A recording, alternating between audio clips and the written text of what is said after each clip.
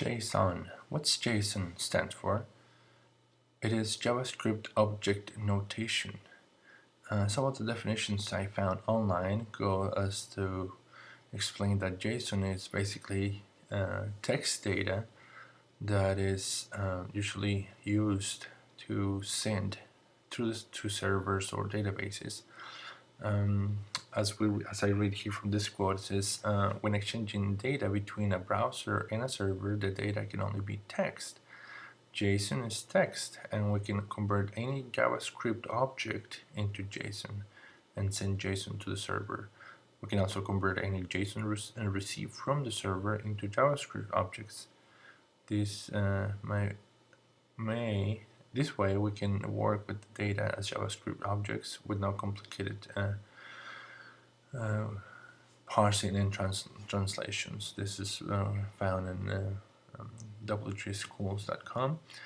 And also other stuff that I found interesting about JSON, and it says why to use it. Since JSON format is text only, it can easily be sent to and from a server and used as a data format by any programming language.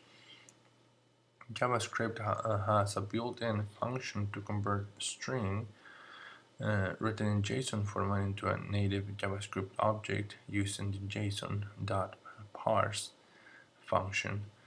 So if you receive data from a server in JSON format, you can use it like any other JavaScript object.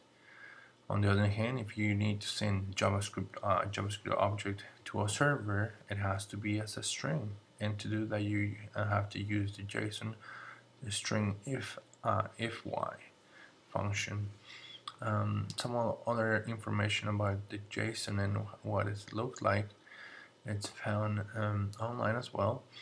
And one of the things that we have to I want to point out is that JSON is divided or is compiled into name and value and pairs, and is divided by the commas, as you hear. So you here you have one value. Usually this is the what's called this is the first part of the value, and this is the name of the value, and this is the value of this. So you can use usually they're held by curly braces, and arrays are held by square brackets. JSON does not accept functions. If there are on the script, they will be removed, and they both the key and the value. This is the key, and the value will be removed. Dates are not allowed on JSON either, and they need to be converted to JavaScript objects. Some of the data type that JSON accepts is string, numbers, objects, arrays, and booleans. Different from JavaScript, JavaScript can accept function, dates, and undefined data. So that's something that we have to consider. But let's go look at it more closely on the script on my text editor. Here I have a series of examples of JSON. When we try to use JSON on JavaScript notation, as it says in JavaScript notation, you use this. You have to declare the variable first, and then declare the key and the value inside the braces, curly braces. So this example here is as if I'm receiving information from the server, and then I parse that into JavaScript object that it can be displayed, and I'll show you that in a minute. Also, you can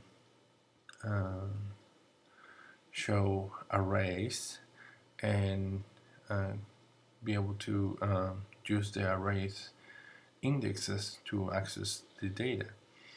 So I have another example here where I'm storing data in this object, and then I can access that later using the parse function that I mentioned earlier, and then display that data as I wish.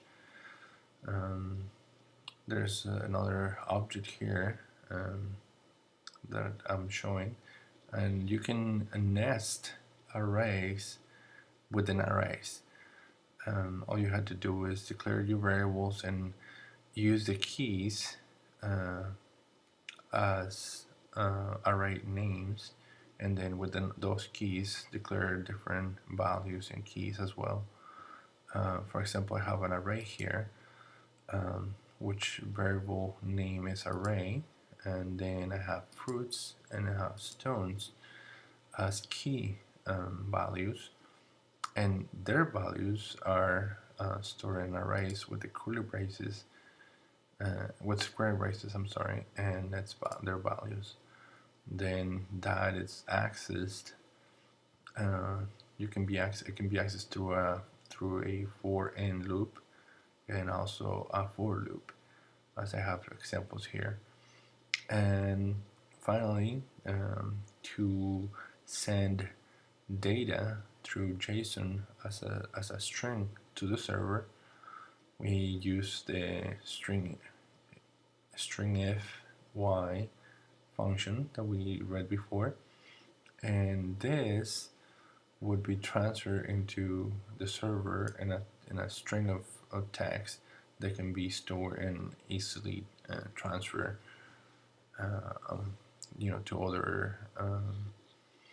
to other files.